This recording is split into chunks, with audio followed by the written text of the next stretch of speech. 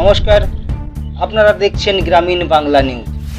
বন্ধুরা, আমাদের ভিডিওগুলি যদি ভালো লাগে তাহলে চ্যানেলটিকে সাবস্ক্রাইব করে আমাদের সাথে থাকুন। আর যারা অলরেডি সাবস্ক্রাইব করে রেখেছেন, থ্যাংক ইউ সো মাচ। আমরা আজকে আপনাদের সামনে বলবো প্রথম বামফ্রন্ট সরকার গঠনের ঘটনা এবং সরকার গঠনে প্রয়াত সিপিআইএম নেতা এবং পশ্চিমবঙ্গের প্রাক্তন মুখ্যমন্ত্রী জ্যোতি বসুর ভূমিকা নিয়ে। জ্যোতি বসুর দীর্ঘ রাজনৈতিক জীবনের আত্মকথন তুলে ধরে যতদূর মনে পড়ে নামক একটি বই 11ই আগস্ট 2006 সালে প্রকাশ করেছিলেন সলিল কুমার গাঙ্গুলি। ওই বইটি থেকে তার আত্মকথনে যেগুলি জানা যায়, জ্যোতি বসু বলেছিলেন, 21শে জুন রাজভবনে ঠিক সকাল 10:30টায় ফ্রন্ট মন্ত্রিসভা শপথ গ্রহণ করেছিল। এদিন মুখ্যমন্ত্রী হিসাবে আমি এবং মন্ত্রিসভার সদস্য হিসাবে শপথ নিয়েছিলেন সিপিআইএমের কমরেড কৃষ্ণপদ ঘোষ এবং ডক্টর অশোক মিত্র, আরএসপি যতীন চক্রবর্তী এবং ফরওয়ার্ড ব্লকের কানাইলাল ভট্টাচার্য। 23শে জুন আরও 16 জন মন্ত্রী হিসেবে শপথ নেন। পরে আরও 7 জন মন্ত্রিসভায় যুক্ত হন। শপথ গ্রহণের পর মন্ত্রিসভার প্রথম বৈঠকে সমস্ত রাজনৈতিক বন্দীকে মুক্তি দেওয়ার সিদ্ধান্ত হয়। এছাড়া রাজ্যের অ্যাডভোকেট জেনারেল হিসেবে নিযুক্ত হন স্নেহাংশুকান্ত আচার্য। দপ্তর বন্টনের ক্ষেত্রে অভিজ্ঞতাকে বিশেষ করে গুরুত্ব দেওয়া হয়। শ্রমমন্ত্রী হন কৃষ্ণপদ ঘোষ। অর্থ পরিকল্পনা দপ্তরের ভার দেওয়া হয় ডক্টর অশোক মিত্রকে। ভূমি ও ভূমি রাজস্ব দপ্তর বিনয় চৌধুরীকে।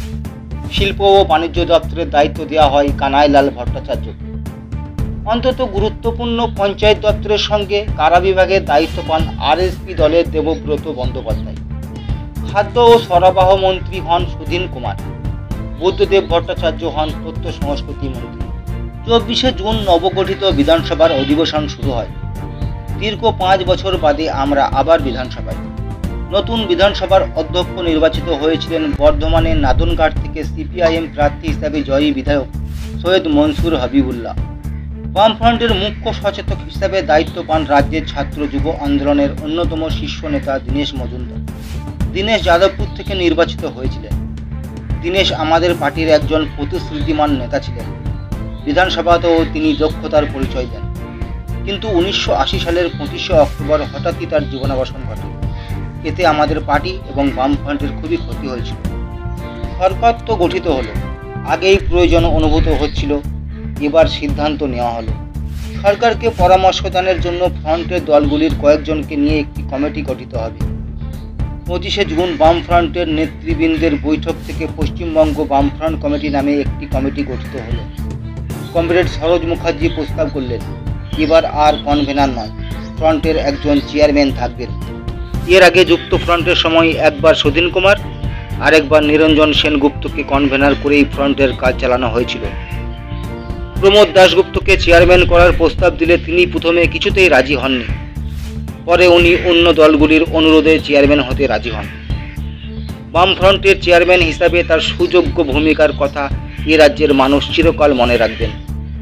সরকার গড়ার পরে এক কঠিন দায়িত্ব আমাদের উপরে এসে পড়ল। একটি বুর্জোয়া জমিদার রাষ্ট্র কাঠামোর মধ্যে অঙ্গরাজ্যে সরকার গঠনে সাধারণ মানুষের স্বার্থে তাকে পরিচালনা করা অত্যন্ত কঠিন কাজ। কারণ সংবিধান, আইন, প্রশাসন, আমলাতন্ত্র সবই কায়েমি স্বার্থের সুবিধার জন্য তৈরি। রাজ্য সরকারগুলির হাতে আইনগত এবং আর্থিক ক্ষমতা অত্যন্ত সীমাবদ্ধ। আবার এই সীমাবদ্ধ ক্ষমতার মধ্যে কেন্দ্রীয় হস্তক্ষেপ এসে পড়ে। এই অবস্থায় সরকারে এসে ঘোষিত 36 দফা কর্মসূচিকে রূপায়ণের জন্য আমরা জোর দিলাম। আমাদের প্রথম কাজই ছিল সাধারণ মানুষের লুণ্ঠিত গণতান্ত্রিক অধিকারকে ফিরিয়ে আনা, মানুষের অধিকারকে প্রতিষ্ঠিত করা। আমরা এই কথা উপলব্ধি করেছিলাম যে বামফ্রন্ট সরকারকে আগের দুটি যুক্ত ফ্রন্ট সরকারের মতো সহজে ভেঙে দেওয়া যাবে না। কারণ আগের দুটি যুক্ত ফ্রন্ট সরকার থেকে এই সরকারের শক্তি এবং জনসমর্থন ছিল অনেক বেশি। তাছাড়া বাম দলগুলিও অনেক বেশি ঐক্যবদ্ধ ছিল। মানুষের এই সমর্থনকে মর্যাদা দিয়ে তাদের হাতে ক্ষমতাকে পৌঁছে দেওয়ার কাজ আমরা শুরু করলাম। এ কারণেই সেই সময় আমি বলেছিলাম, আমরা শুধু রাইটার্স বিল্ডিং থেকে সরকার চালাবো না।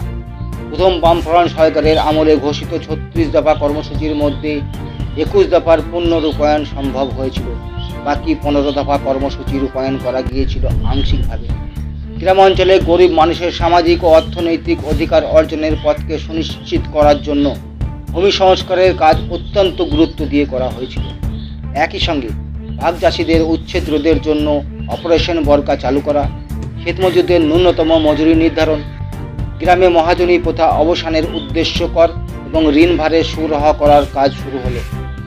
আগেই বলেছি, শপথ গ্রহণের পর প্রথম বৈঠকেই বামফ্রন্ট মন্ত্রিসভায় রাজনৈতিক আনুগত্য নির্বিশেষে সমস্ত বন্দীদের মুক্তি দেওয়ার সিদ্ধান্ত নেয়। কংগ্রেসি আমলে অবহিত গণতন্ত্র ও নাগরিক স্বাধীনতার পুনঃপ্রতিষ্ঠার জন্যই এই সিদ্ধান্ত নেওয়া হয়েছিল। এই মুক্তি পাওয়া বন্দীদের মধ্যে 1700 জন ছিলেন কংগ্রেস এবং বিভিন্ন নকশালপন্থী গোষ্ঠীর নেতা ও কর্মী। কংগ্রেস সহ সমস্ত রাজনৈতিক দলের নেতা ও কর্মীদের বিরুদ্ধে প্রায় 10,000 ফৌজদারি মামলা প্রত্যাহার করে নেওয়া হলো। সরকারি কর্মচারীদের উপর যেসব দমনমূলক নির্দেশাবলী ছিল সেগুলি প্রত্যাহার করে নেওয়া হলো।